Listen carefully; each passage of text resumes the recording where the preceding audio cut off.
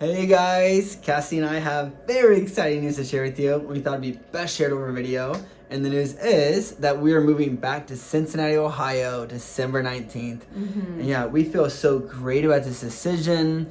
And it's honestly the most amount of clarity we've had since our original call to missions 3 years ago. So before we share on how we came to that decision, Cassie is going to share why we came to Thailand in the first place. Yes, so we came to Bangkok October of last year, and we decided to come because we were invited by a ministry base here to teach them the discipleship tools that we had been doing. And it felt really right for our family to come here. We were excited to see what Southeast Asian culture would feel like as a family of three. And many of you know we felt really called to Indonesia, but they were actually closed at the time. However, they are open now, but we feel that that directional word for Indonesia is for some time in our future, and we're holding on to that word with excitement. But back to Bangkok, we committed to working with the ministry base here for 3 to 6 months. Well, roughly 2 months into our time here, it was going so great. Many of you saw all the amazing stories on our newsletter, so much fruit, just so much goodness. But at the same time, it was very challenging for me. I was dealing with a lot of anxiety and just going through hard days. And I think a lot of that was being a new mom in a foreign country. And then another big portion of that was probably just spiritual warfare. And so we did so much praying and processing through that hard time. And we felt that although it was hard for me, we don't feel that this is an invitation from the Lord to go back to Cincinnati yet. We wanted to persevere and continue and finish strong and stick to our commitment of 3 to 6 months in Bangkok. So that was just what we did. We did 5 months, and then we decided to do a trip back home in March and April for our daughter's first birthday this year. And so while we were back in Cincinnati, we did more praying and processing about what to do next. And we were meeting with mentors and counselors and close friends. And we felt that although it was a really challenging season for me, and some of it I didn't want to revisit, but at the same time we felt like we should actually go back to Bangkok and continue our discipleship relationships that we had started. And so that was what we decided. We wanted to give about 6 more months to Bangkok. And so upon coming back to Bangkok, we did a lot more praying and thinking, and we were trying to pray for a 2-year plan to start January of next year. We wanted something to work towards, and we knew Bangkok was not our long-term goal. And while praying, I started to realize that I came to the conclusion that in this season of my life, I didn't feel that I had the grace on my life to be a mother overseas. And that was kind of tough to process that, but I feel that I would have been lying to myself if I didn't admit these tough emotions I was going through mentally and spiritually with being a mom overseas. And so that felt good to start to talk about that as a couple and continue to pray for, okay, well, what's the next plan, Jesus? And after thinking through all that, Jesus gave me such a thorough plan on my birthday in August. But before I share that plan, Josh is going to just share our vision statement with you guys again. So our vision statement is to serve unreached people groups through boldly sharing the gospel, making disciples that make disciples, equipping everyone in the gifts of the Holy Spirit, and empowering local believers to lead. So why we thought it'd be a good opportunity for us to share our vision statement is while Cassie is sharing what Jesus spoke to her on her birthday, you'll see how well our vision statement and what Jesus spoke to us correlates together.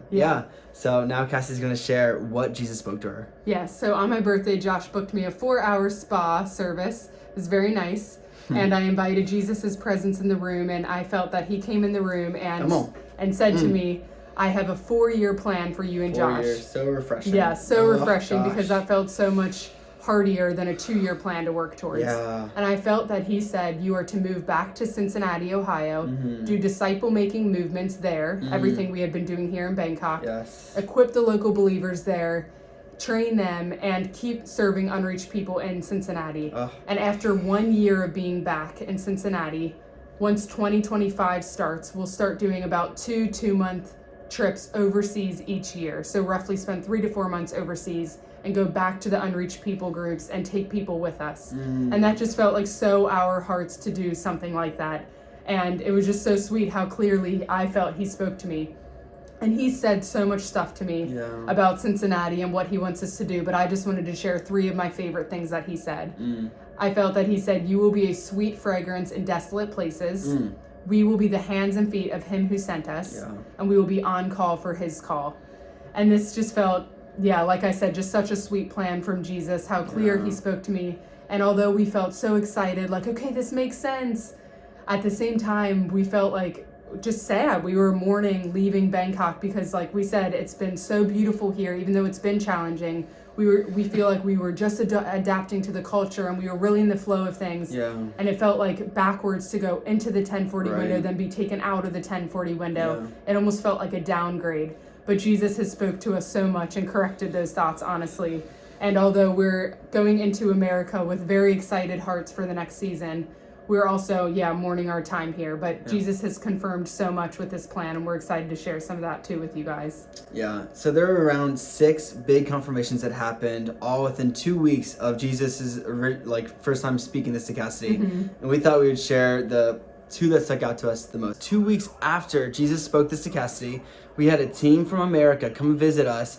And one of the guys here, he asked us, so what are your guys' plans for next year? And we told him, we're going to go back to America. We're going to do the same thing we're doing here in America.